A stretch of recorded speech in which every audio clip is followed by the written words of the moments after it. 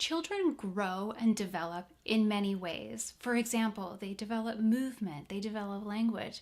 They also develop in drawing. Today in this video, I'm going to highlight the stages in the child's development of drawing through the perspective of three researchers and experts. The first is Victor Lowenfeld, who published his work in the 1940s. Even today, his work is widely used in teacher training programs. His theory was based in fine motor development of the child and their sheer joy for drawing and doing art. Next, I have Rhoda Kellogg, who published her archive in the 1960s. She was a psychologist that collected over 1 million samples of children's artwork and was able to identify very specific stages that children passed through. Last is Betty Edwards, who published her work in the 1970s.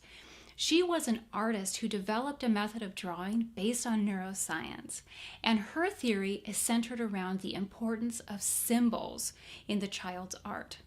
You will see that these experts had very similar findings in the development of drawing in children up to the age of 6. From about the age of 18 months to 3 years, we see the scribbling stage. All of the researchers identified this stage as markings on the paper for the sheer joy and discovery of it. There's no intent, just experience. You'll see that the marks follow that natural movement of the hand and arm that leads to strength and coordination. As experience grows, around 2 to 3 years, there will be more order and intention to the markings. Rhoda Kellogg defined this specifically as the beginning of shape or diagrams. When we look at the age of 3 to 4 years, Rhoda Kellogg identified many divisions for stages dealing with shape and design, including mandalas, suns, and radials. And this is the same age that Betty Edwards said was the symbols stage, where there was intention to draw something from the world around them. There's a lot of circles that can represent many things. From the age of 3 to 5, Victor Lowenfeld identified the pre-schematic stage, where a lot of change in drawing occurs from very basic representations for people that come from circles and become more recognizable. And he says that children are trying to draw new things.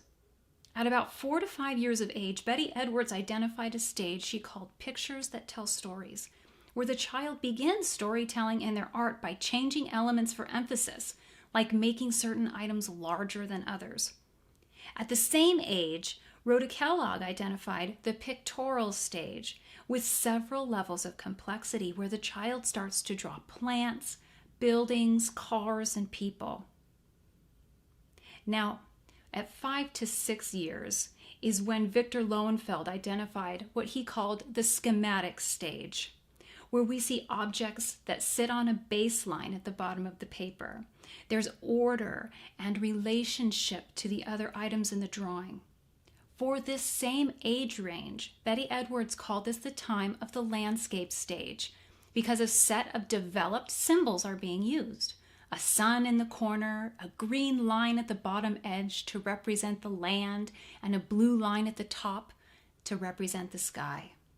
It's fascinating that we can develop and grow in our expression and through our drawing. As we gain mastery over the hand, our lines become more complex and sophisticated.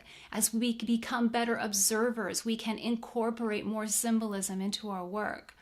The child needs support in this process. They need the freedom to draw. They need the freedom to observe and to express.